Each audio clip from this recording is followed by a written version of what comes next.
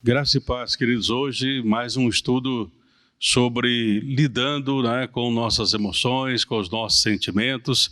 E hoje nós vamos, talvez não esgotar tudo, mas vamos dar algumas pinceladas. Vamos tentar pensar um pouquinho sobre a questão, professor Basotti, da depressão. Principalmente nesses dias em que muitas pessoas estão em isolamento, muitas vezes as pessoas estão não só fechadas das suas casas, mas muitas vezes elas se abrem também para diversos tipos de pensamentos, de ideias, e isso pode também ser um pouco prejudicial, certo? Esse tema, pastor, o que eu observei é que ele é extremamente amplo. Quer dizer, na verdade, é um tema que envolve psiquiatras, psicólogos e outras especialidades. Sim, sim. A filosofia trabalha com esse tema também. E, dada a sua amplitude, inclusive, para quem nos assiste, nós vamos dividi-la em 2 domingos. Certo. Este domingo e o próximo domingo. E a ideia é trabalhar com a depressão sob o ponto de vista bíblico, já que nós estamos dentro de uma igreja, faz parte do ensino bíblico o que estamos fazendo aqui. Certo, então, correto. Eu digo, se você pegar um psiquiatra, ele vai dar uma abordagem, um psicólogo ele vai dar outra, o filósofo ele vai dar outra, Quando você pega a classificação das depressões, pastor, ela é muito ampla. Sim, sim. Então, nós vamos aqui, como é que se diz? Vamos, primeiramente, começar conceituando o que é depressão para o nosso consumo aqui, digamos assim, nesse tempo de cerca de 30 minutos que nós temos. Então, podemos começar dizendo que a depressão ela é uma doença. Sim. Ela é uma doença orgânica. Ela é uma doença que se manifesta a um conjunto de sintomas, aí já começa a complicação que os sintomas não são tão padronizados. Há alguns pontos em comum. A tristeza, a falta de motivação, a perda do sabor por aquilo que dava prazer. Sim, sim. E aí você pode ter manifestações, por exemplo, tem indivíduo que dorme excessivamente, há indivíduos que têm insônia, há indivíduos que têm compulsão alimentar, há indivíduos onde a depressão se manifesta como falta de apetite. Certo. Então a própria sintomatologia é extremamente ampla. Hoje nós sabemos que muitos indivíduos que são alcoólatras, eles têm como doença de base uma depressão. Sim. Você tira a compulsão pela bebida com antidepressivo. Isso não quer dizer que todo indivíduo alcoólatra tem uma depressão como doença de fundo. E há um aspecto que talvez seja o aspecto mais pesado da depressão, é que ela é uma doença incapacitante. Ela vai desde uma limitação da capacidade do indivíduo interagir socialmente, no trabalho, até um indivíduo que tem que ficar internado, digamos assim, pastor? Há muitas gradações. Nós temos a depressão psicótica, que quando o indivíduo perde o contato com a realidade, é uma variante que você tem.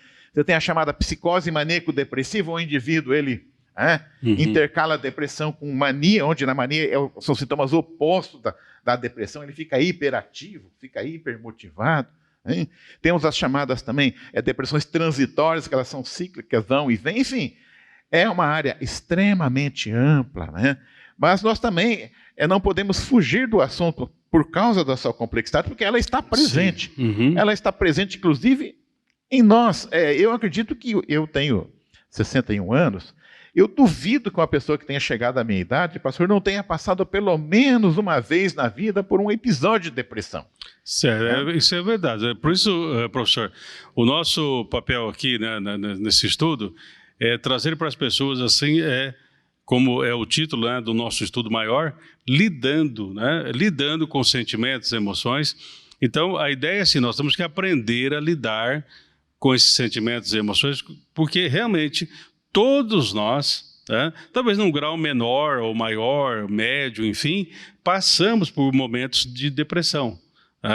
Agora, o que precisamos aprender a lidar para que não se torne uma coisa mais crônica, uma coisa mais severa, uma depressão mais severa, enfim. Uma das classificações que nós temos é a chamada depressão primária e secundária. A depressão primária é aquela onde não há causa ambiental. O indivíduo apresenta um processo depressivo e quando você olha a vida dele, não há uma razão para isso. É o tipo da depressão que nós abordaremos aqui quando nós entrarmos na Bíblia hoje. Sim. Que é o caso de Elias. No caso de Elias, é um exemplo típico de uma depressão, dessa que nós chamamos de depressão primária, que não há uma causa ambiental. Certo. Ele tinha passado por uma grande vitória, Deus tinha dado, não é ele tinha tido uma vitória, Deus tinha dado uma grande vitória para ele, no capítulo 18, a gente vê que ele derrota os profetas de Baal, né? É colocado 2 altares, é muito conhecido, certo. lá no Monte Carmelo, né?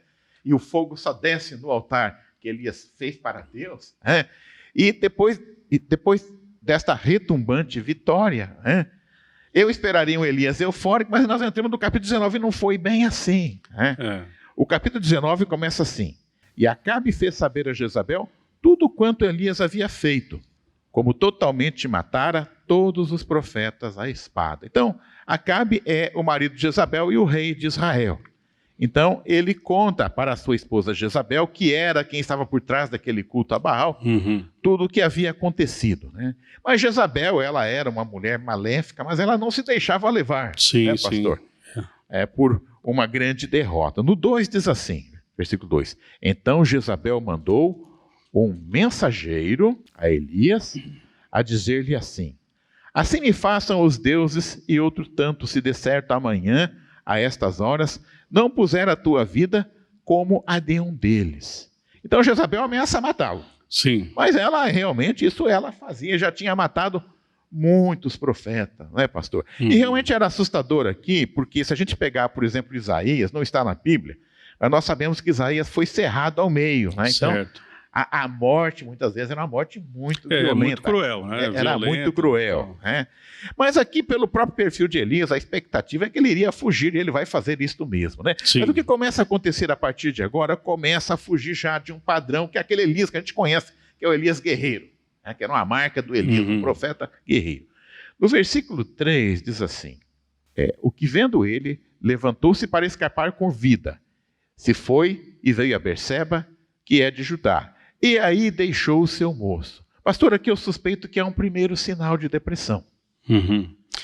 Então, professor, o que a gente tem que entender dentro do contexto, que é assim, até hoje a gente fala assim de uma transtorno pós-traumático, né? Quer dizer, vai tendo transtornos, né? E a pessoa vai lidando e depois isso vem à tona. Então, no caso de Elias, foram 3 anos e meio lá sem chover, e ele fugindo, né, correndo para cá, correndo para lá, e Israel naquela, vamos usar essa expressão, bagunça, né? Isso. E aí depois, lógico, vem a grande vitória, mas aí há toda uma construção de pensamento de Elias, aonde que agora ele se sente ameaçado, quer dizer, aí parece que vem à tona todas as coisas que ele não lidou no passado, né?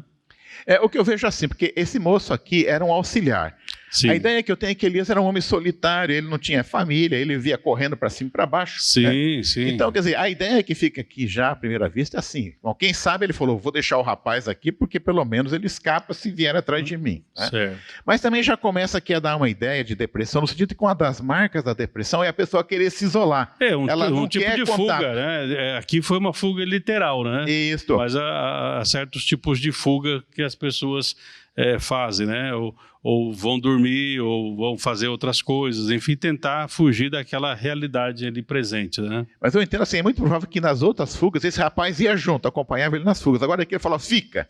Então, pode já ser um sinal, eu não estou dizendo que sim, mas os sinais que vêm depois já vão se somando, porque no versículo seguinte a gente lê assim no 4, ó.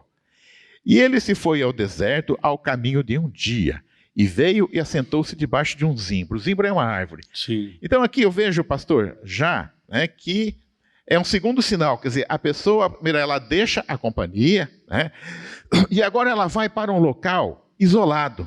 Quer dizer, ele caminhou um dia no deserto, né? Então é algo perigoso até você ficar sozinho num lugar. Sim. A gente vai entender logo em seguida aqui que estava sem comida e sem água. Então você ir no deserto, caminhar um dia no deserto sem água e sem comida, você está correndo um risco de vida já. Então, o desejo de se isolar. Então, primeiro, se isolar das pessoas. E agora, aqui, indo para o deserto, o desejo de se isolar do mundo. É uma outra marca da depressão. Sim, sim. E aí, continua assim, né? Depois que ele se assenta debaixo de um zimbro. Aí ele diz assim, ó, né?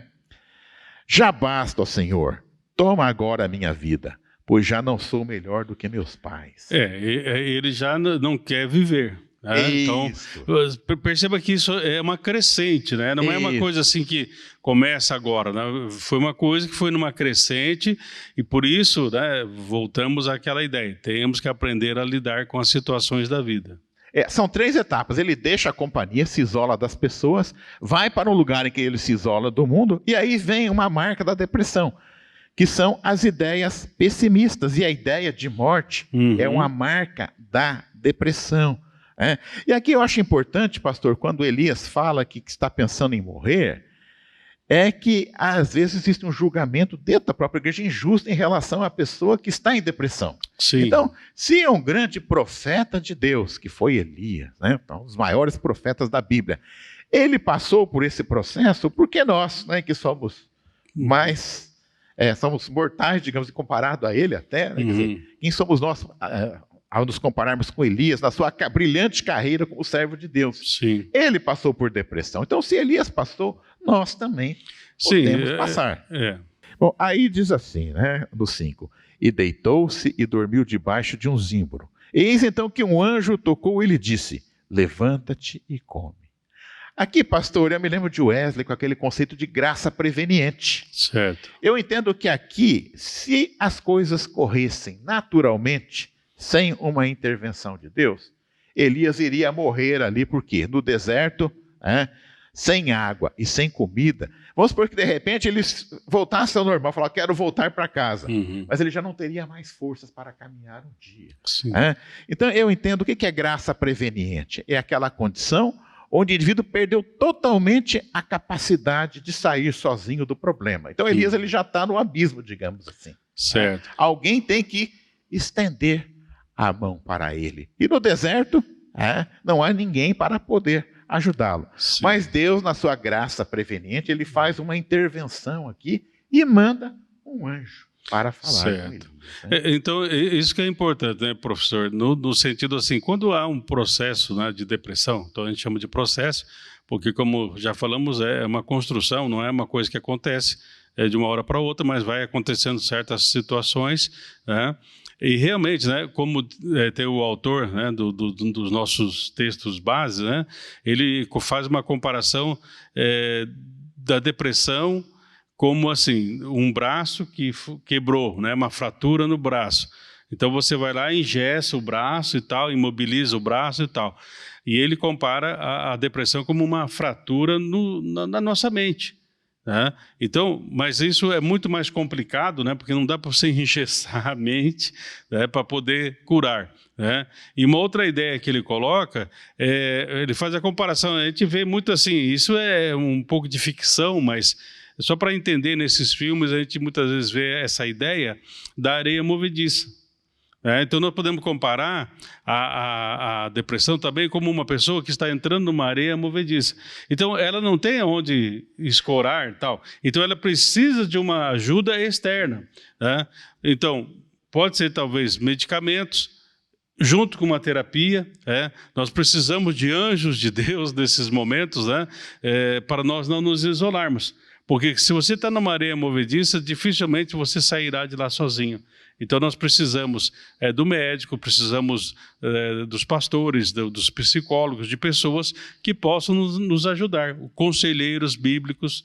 Que são os anjos, né, pastor? São os anjos do Senhor nesses dias. Aliás, tem uma expressão que existe muito no cristianismo, é atravessar o deserto, estar no deserto, né? Sim, isso relata, né, o Andrew Solomon, né, que é um autor que escreveu lá o Demônio da Meia-Noite. O Demônio da Meia-Noite. Então ele já compara, né, a depressão como algo maligno, um demônio que vem assustar, amedrontar justamente, né, na meia-noite, ou seja, já está de noite, quer dizer, a coisa já está ficando complicada, mas ainda vem mais certas situações, né?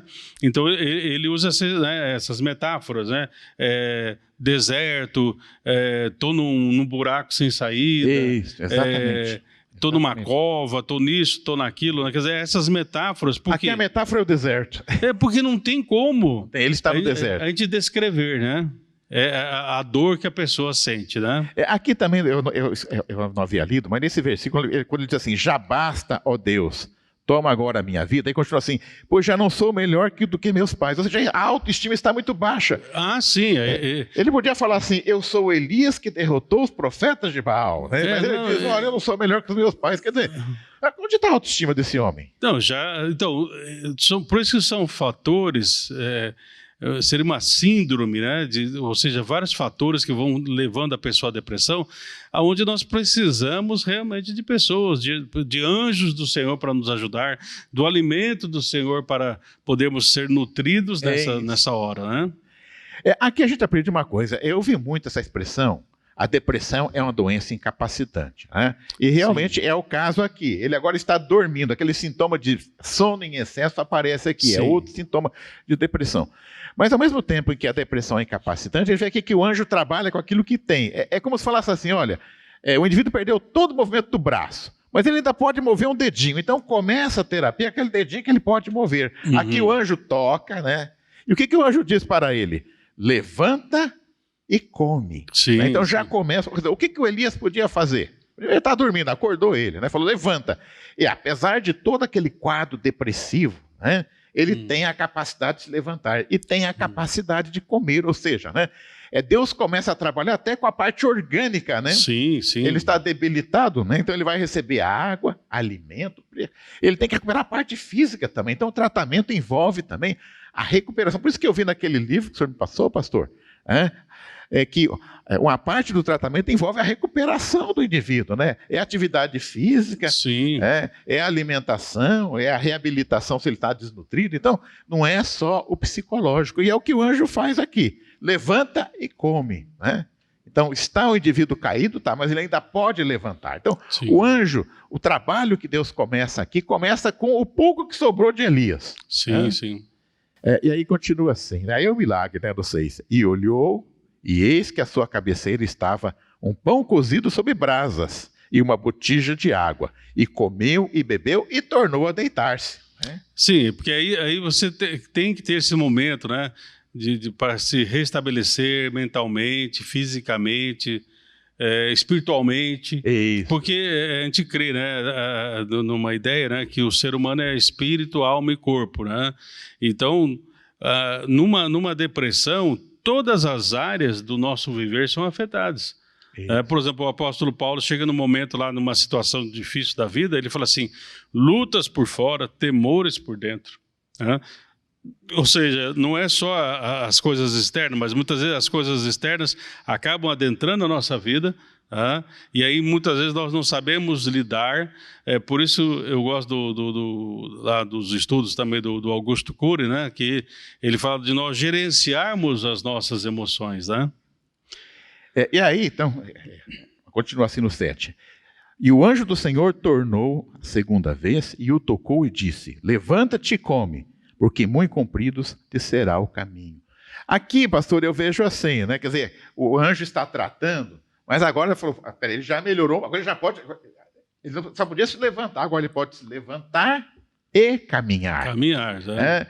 Então, falou, olha, e aqui é algo que eu aprendi também, lendo sobre tratamento, que o indivíduo retornar ao trabalho dele é algo que ajuda a ele se recuperar. Ele ter uma atividade é importante. Porque o indivíduo ficar só deitado na cama... Sim, porque aí os pensamentos vão ficando, vamos usar essa expressão, né, mais simples, vai embaraçando mais ainda os pensamentos, né, porque a pessoa vai começar a pensar, repensar, sentir, ressentir, né, enfim, e vai ficar nessa areia movediça, né, como nós usamos anteriormente.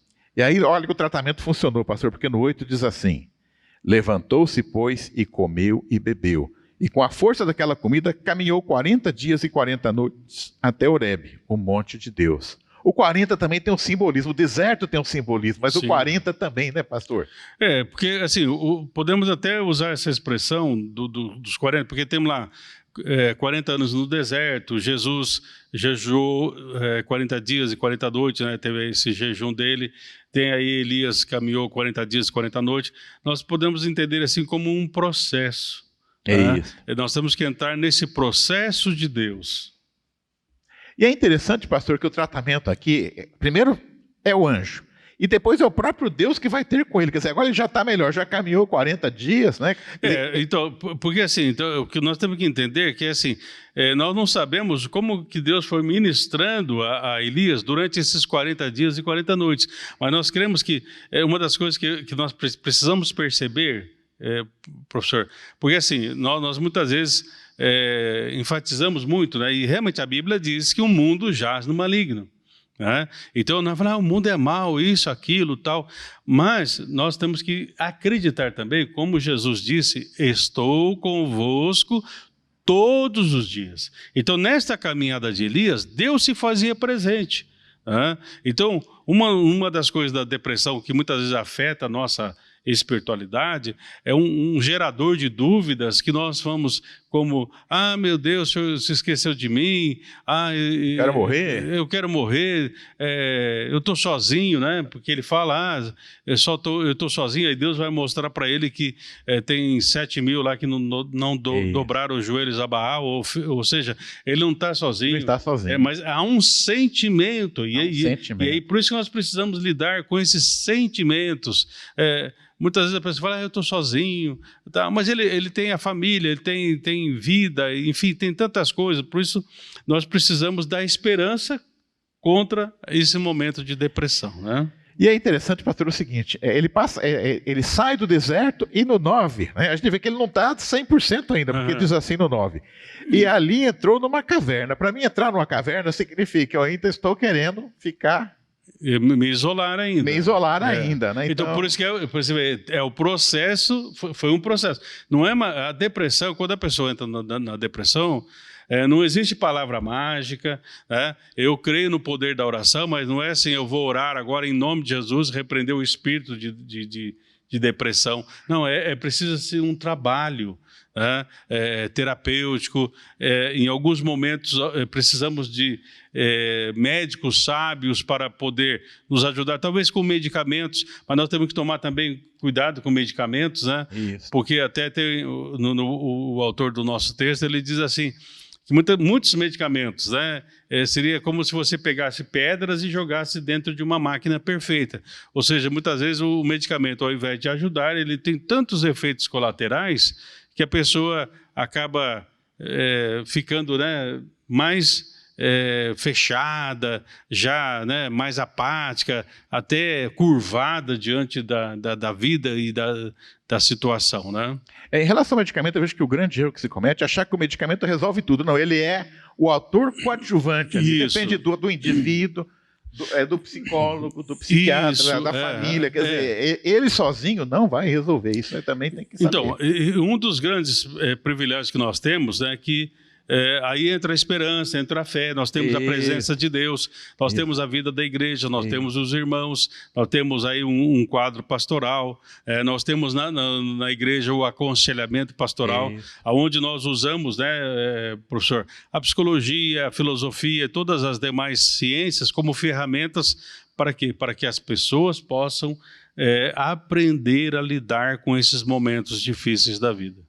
Bom, aí ele entra na caverna, e aí nós temos aqui a gente está agora, não é mais o anjo, a partir da caverna é Deus que fala diretamente, é como se entrasse numa outra etapa. É interessante que ele recuperou a parte orgânica, a parte física. Se ele caminhou 40 dias, quer dizer que aquela indisposição física que ele tinha foi embora. Então o tratamento do anjo, água e comida, recuperou ele. Mas se ele entra na caverna, quer dizer, isso quer dizer que ainda a parte psicológica, espiritual, ainda não foi resolvida. E aqui ele vai ter uma coisa importante agora, que é um encontro com Deus. Ele restabelece aquela comunicação com Deus. Isso, porque uma das coisas que a depressão muitas vezes leva a pessoa é se afastar, a desacreditar, né? Ela para de ouvir. Não é que Deus deixou de falar, né? Mas a pessoa para de ouvir Deus. Né? E tem um autor que fala assim, Deus nos capacitou com uma psique. A nossa psique, Deus é que nos concedeu. Então, ninguém é melhor do que Ele para nos ajudar nesses momentos. Né? Eu vou ler aqui essa parte da caverna, pastor. Começa no versículo 9, diz assim. E ali entrou numa caverna e passou ali a noite. E eis que a palavra do Senhor veio a ele. Ele disse, que fazes aqui, Elias? E ele disse, tenho sido muito zeloso pelo Senhor, Deus dos exércitos, porque os filhos de Israel deixaram o teu concerto. derribaram os teus altares e mataram os teus profetas à espada. E eu fiquei só, e busca a minha vida para me atirarem. Ou seja, ele coloca diante de Deus o problema, né, que ele está vivenciando. E aí vem então aquela experiência. Ele disse a Deus, né? Sai para fora. Olha só, sai da caverna, né? Sai da caverna. Sai da caverna. Sai desse lugar escuro, né, pastor? Uhum. Sai para fora e põe-te neste monte perante a face do Senhor. Eis que passava o Senhor, como também um grande e forte vento, que fendia os montes e quebrava as penhas diante da face do Senhor. Porém o Senhor não estava no vento, e depois do vento um terremoto, também o Senhor não estava no terremoto. E depois do terremoto um fogo, porém o Senhor não estava no fogo. E depois do fogo uma voz mansa e delicada. E sucedeu que, ouvindo a Elias, envolveu o rosto na sua capa, e saiu para fora e pôs-se à entrada da caverna. Eis que veio a ele uma voz que dizia: que fazes aqui, Elias? Isso. E essa caverna, professor, assim, numa representação, né? Porque a gente usou metáforas, né? E é interessante que ele usa assim umas 2 vezes ou 3 vezes aí a expressão eu. Eu estou sozinho, eu não sei o quê, eu. Né? Então, essa caverna é a caverna do eu. Né? Onde, no momento da depressão, a pessoa fica muito em si mesmada. Isso, verdade. Né? Então, por isso o senhor fala, não, sai para fora. Quer dizer, vamos repensar a situação.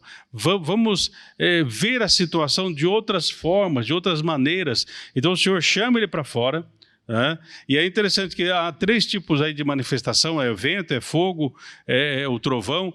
Quer dizer, tudo isso são características do que aconteceu com Moisés.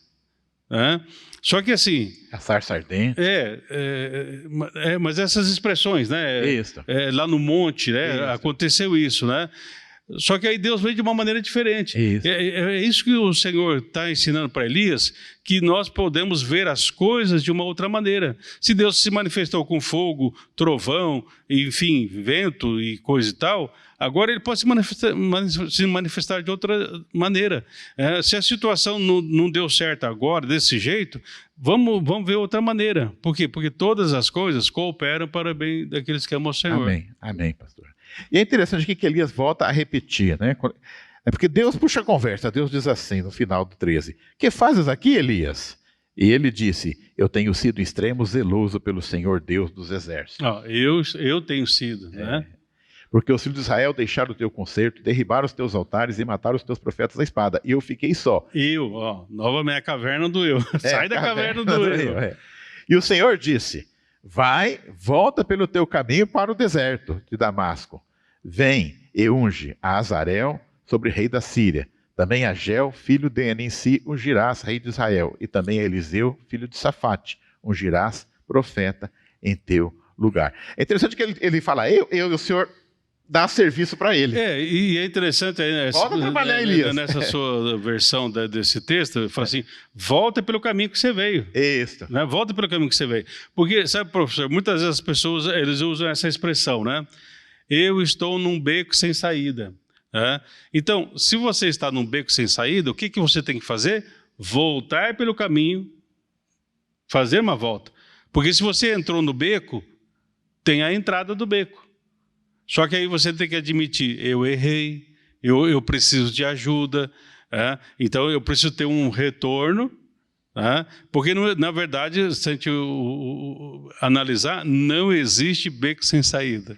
Sempre tem a saída, ou seja, a saída é por onde você entrou, né? Só que você tem que admitir que você estava errado. Agora, o interessante, pastor, é o seguinte, Elias, ele repete 3 vezes aqui a mesma coisa, porque nós estamos sendo perseguidos, os profetas foram mortos à espada. Deus poderia ter falado para ele aqui assim, né? Então tá, eu vou fazer o seguinte, Elias, eu vou resolver. Seria uma espécie assim de Deus Tabajara. Todos os seus problemas se acabarem. Serão resolvidos. Né? Então veja que na verdade Elias colocou, e é verdade aquela perseguição, aquela situação. Mas o que acontece? Quer dizer, eu vejo que sair da depressão não é que os problemas se acabaram. Não, os problemas continuam. É a forma como você encara os problemas. Sim. O Elias desabafou, falou, tem isso. Ele falou, olha, vai lá, unge o rei tal. E já nomeia o sucessor também. Quer dizer, Deus, né? também, eu acho assim, Deus é muito misericordioso. Ele podia ter deixado Elias morrendo. Ele fala, o Elias já cumpriu a missão dele, então vamos deixar ele aqui, ele morre, depois eu mando os anjinhos levar ele para o céu. Não, quer dizer, Deus vai lá e cuida. Deus já tem em mente, né, que a missão de Elias está acabando. Sim. Mas o que eu acho bacana é que Deus não queria que Elias terminasse a vida dele no deserto ali. Talvez a salvação de Elias estava garantida, eu diria assim. Sim. Mas Deus, na verdade, esse é um personagem, a gente sabe, você fala assim, o cara começou bem e terminou mal. O cara começou mal, terminou bem. Mas com Elias é diferente, a gente não pode nem falar que ele terminou bem. Na verdade, ele teve um final glorioso, porque é o único personagem bíblico que eu conheço que subiu aos céus numa carruagem de fogo. Quer dizer, Deus está preparando para ele algo fantástico, algo maravilhoso. Quer dizer, ele que está achando que vai morrer no deserto de fome e de sede, Deus tira ele, trata ele, faz com que ele faça um fechamento, fala, nomeia o rei da Síria, nomeia o Geu, que vai dar continuidade, e já nomeia Eliseu, que vai ser o sucessor dele. Ou seja, né, Deus não quer que ele morra no deserto. Fala, não, Elias, vamos terminar primeiro a sua missão aqui. Né? E eu acho até um contraste, a gente já viu a história de Jezabel, né? Enquanto ele sobe para os céus numa carruagem de fogo, Jezabel vai morrer atropelada por uma carruagem. É exatamente o contrário, né? É o contraste, quer dizer, Deus prepara aquilo que é de melhor para os seus servos. Né? E quando necessário também, ele faz a punição. Né? Então, eu vejo aqui muito, pastor, nessa passagem, a forma paciente, né, e suave como Deus trata aquele que está com a depressão. Isso é muito importante, pastor, porque hoje um bom tratamento de depressão custa muito caro. Hoje uma consulta num psiquiatra está entre 500 e R$1.000. Né? Aí tem o psicólogo, aí tem a medicação.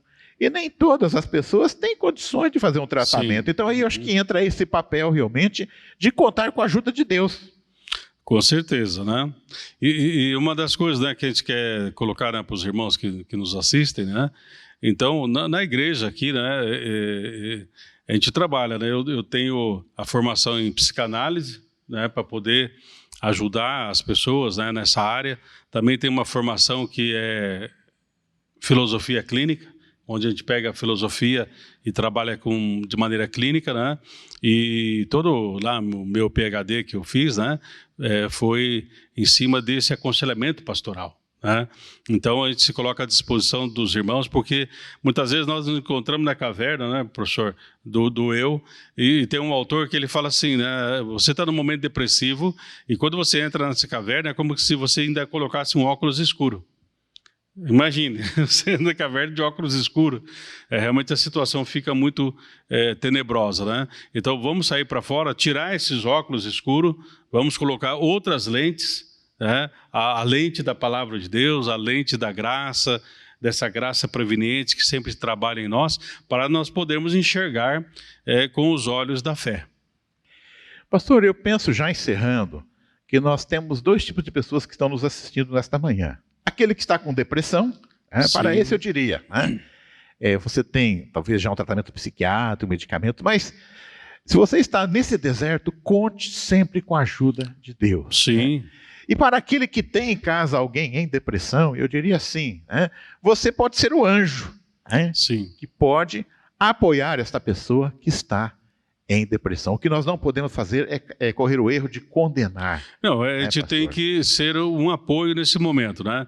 Mas eu digo assim, para aquelas pessoas, né, que muitas vezes têm a depressão, primeira coisa, como alcoólicos anônimos, né?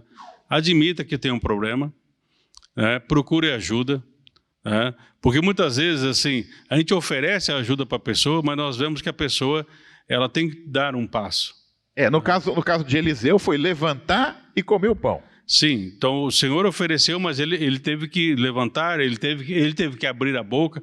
O anjo não entuchou o pão goela abaixo. Ele esquentou o pãozinho para ele lá, foi pãozinho quente, pastor. Não, falou, está aqui, ó, eu estou servindo. Tá? Então, na igreja, nós fazemos isso, nós servimos esse momento do aconselhamento pastoral, né? Mas nós queremos que a pessoa possa vir procurar, porque quando você vem procurar a ajuda, já é um grande passo para a libertação, porque a pessoa demonstra uma atitude de, não, eu tenho um problema, mas eu quero sair deste problema. Amém, amém. Pastor, eu só queria lembrar aqui, já encerrando a minha participação, que no próximo domingo nós vamos continuar com esse tema que está muito, muito longe de ser esgotado. Vamos trabalhar mais um domingo nesse tema. Então, no próximo domingo, Se alguém quiser se aprofundar um pouco mais, leia esse 1 Reis 19, que nós trabalhamos hoje aqui, e para o próximo domingo pode já ler os Salmos 42, que Salmo também 42. Lá há um quadro depressivo bem claro que nós vamos trabalhar no próximo domingo. Isso. E só para encerrar, né, professor, tem uma frase que me chamou muita atenção quando preparávamos o estudo, que ele diz assim: longe do ideal de Deus, ou do propósito, né, do Criador, quanto mais longe a pessoa estiver, mais as pessoas pagam um preço alto pela inadequação ou mesmo por teimosia. Então, venha para o propósito de Deus, venha para o momento com Deus, e eu creio que você terá subsídios não só para sair deste momento difícil, da caverna do qual talvez você se encontre, mas poderá aprender a lidar com todas e quaisquer situações através da graça de Deus. Deus o abençoe.